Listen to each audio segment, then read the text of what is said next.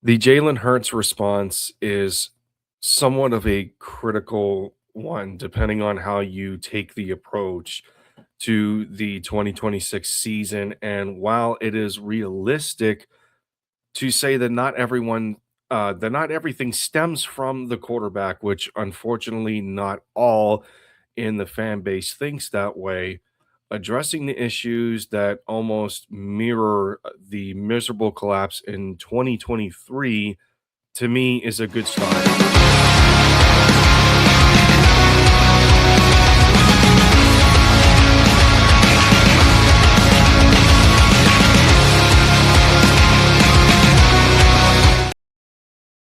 What is going on, everybody? Lindy End Zone is back for the touchdown once more, taking the lead for the Philadelphia Eagles, one video or stream at a time.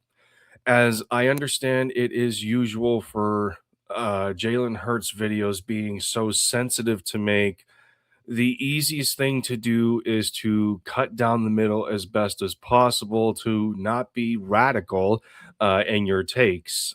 Unfortunately for me, before my return to the platform, I fell victim to being as such, uh, with being a part of the Bench Hurts campaign, but not for the reasons you may think.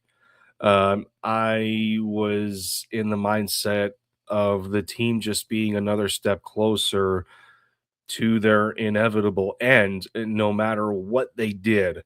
And while it would have been a terrible look organization wide, one could have a slight argument of it being a lost season for a team that just got done winning a Super Bowl in such dominating fashion, while their playoff run was historic in terms of points scored and defensive efforts. A far cry from what happened in 2025, which of course was plenty legitimate for all of the frustration and disappointment and feelings of the team being absolutely pathetic. Um, Three of the biggest talking points in the discussion that I have heard were that it is Sirianni's offense, Kevin Petula was completely incompetent, or Jalen Hurts' limitations were further exposed. When 2023 is spoken of regarding Jalen throwing the most in his career, saying this uh, was saying that this is what was going to help Jalen progress in his development as a passer. To me, it isn't completely truthful when you factor in the numbers.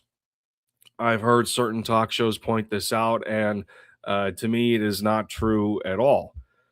So, if we look closer at the 23 season, not including week 17, 9 of the 16 remaining games, Jalen Hurts was either average to below average in terms of yards per attempt, with his worst coming in week 14 against the Seahawks with a miserable 4.6.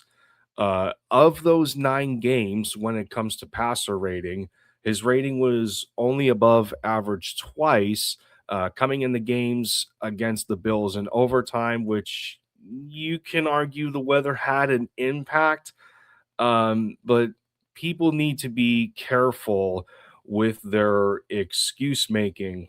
Or week 16 against the Cardinals, where he only threw the ball 23 times. Now, despite this being a Pro Bowl year for Jalen, he was still barely an average passer with a passer rating of 89.1, despite his QBR being a 61. And I see this a lot where a lot of people take QBR and treat it like it's passer rating when the statistics are completely different. Where QBR takes your overall performance on a scale of 0 to 100 versus passer rating, which, well, focuses on just passing for the most part. So with his QBR being 61, which again is more of a totality stat, especially when you factor in that he only had 8 more passing touchdowns than interceptions in 2023. His ratio there was 23 touchdowns to 15 interceptions. Yes, you can say that they were top 5, if not number 1, when it came to third and fourth down. And in a previous video, I talked about some of the things that the new coaching staff, or so much with the offensive coordinator and passing game coordinator, the tandem of Sean Mannion and Josh Grizzard. That's one thing that we're going to hope that they fix upon, because the Eagles just this past season in 25, they were 8th worst in the league in terms of third down. But when we talk about 2023, they were 3rd in the league on third down, and they were number 1 on fourth down. Yet I would argue that the majority of that efficiency was due to the tush push, which is an absolutely fair criticism. And now we fast forward to what just happened in 2025. And as I put the graphic up on screen, you can see that the product was certainly, to me, it was unacceptable.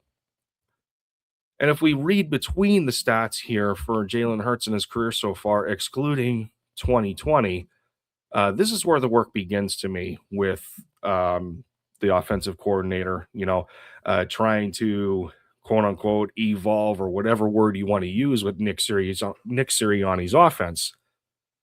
Jalen was 2nd worst in completion percentage, 3rd least in passing yards. He was worst in his career on first down, worst in yards per attempt. He was tied for the worst in yards per completion, 2nd worst in yards per game, 3rd best in passer rating. Take that for what it's worth, I guess. And this was his 2nd worst year in terms of QBR. So if we're talking about Jalen Hurts standard, and all of the and all of the nice inspirational quotes that he likes to make, especially speaking of when rent is due, this this spells to me that when you're talking about Hurts' standards, this is either average to below average. And we're speaking about a Super Bowl MVP quarterback. So this is going to definitely be a work in progress. Uh, Again, which isn't the best thing to say at this point for a Super Bowl MVP quarterback. But when you can't manage to maintain stability at key roles for the coaching staff, whether by termination or promotional reasons elsewhere, the offense's most important position on the field is going to suffer from those consequences. However, he definitely has a responsibility in terms of Jalen uh, to progress instead of regress from what can eventually put him in the conversation of the league's most elite quarterbacks. So I want to know, what do you all think when it comes to Jalen Hurts for the 2026 season? Let me know in the comments below. Again, thank you for hanging around to the end of this video to hear what I have to say. It certainly means a lot to me to be doing this again, being on the platform, and reestablishing some of the old friendships that I had across the content creator space for the Philadelphia Eagles, and my reunion with a lot of those guys and being a part of Hardcore Sports Network. So speaking of them, check out the rest of the network for all of the content and coverage that they provide sports wide, a wide range of sports. So again, thank you everyone for staying with me to the end of the video, and I will see you all next time. Take care.